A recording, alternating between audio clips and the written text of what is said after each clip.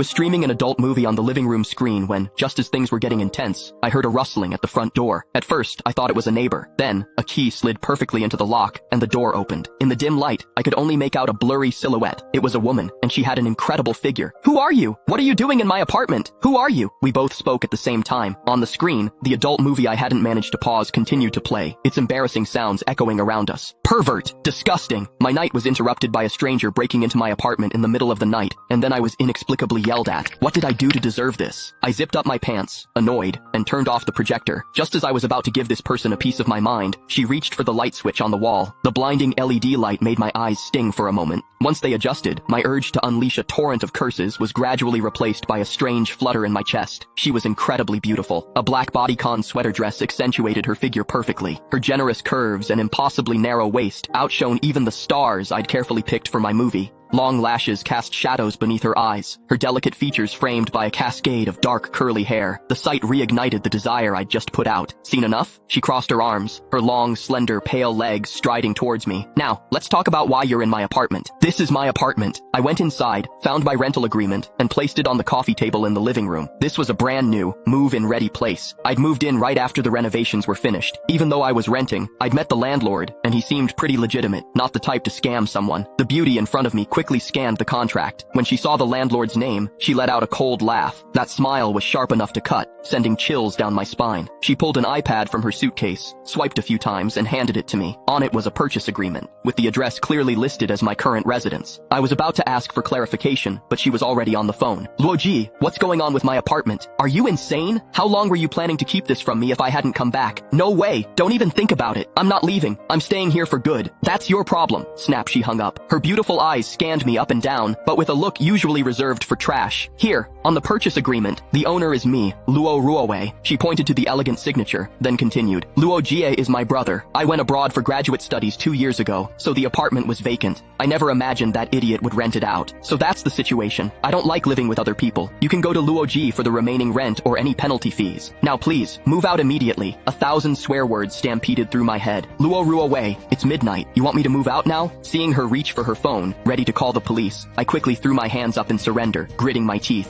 "Fine, I'll move, okay?" I had plenty of things. After all, I was the first one to live in this apartment, and I'd been here for 2 years. I truly thought of this place as my home. I was dawdling, packing my luggage in the bedroom, when Luo Ruowei's sharp voice cut through the air from the living room. "Your ID. I need to take a picture. If there are any issues with the apartment, I'll contact you for compensation." Annoyed, I tossed my ID onto the sofa where she was sitting. I went back to my room and continued squatting in front of the wardrobe. Click the link in my bio to get the full story for free.